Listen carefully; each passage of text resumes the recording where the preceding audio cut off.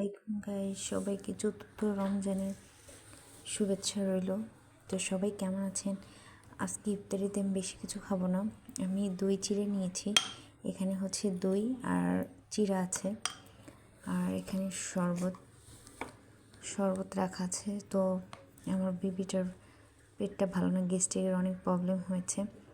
তো এর কারণে আমি বেশি কিছু খাবো না আজকে খালি দই চিড়া খাবো। আমার নিজের শরীরটা ভালো না। তো সবাই কমেন্ট করে জানাবেন দই চিড়া কার কার পছন্দ। এই যে আমার দই চিড়াটা।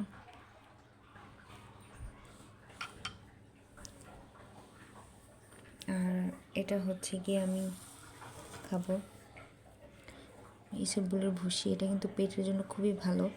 আপনার অত বেশি গ্যাসের প্রবলেম হয় না। তারপর হচ্ছে গিয়ে পেটটা ঠান্ডা থাকে, হাত পা জ্বালাও খুব কম হয়। আর আমি এটা খেয়ে নেব দই চিড়াটা। তো সবাই ভালো থাকবেন, সুখে থাকবেন। আসসালামু আলাইকুম।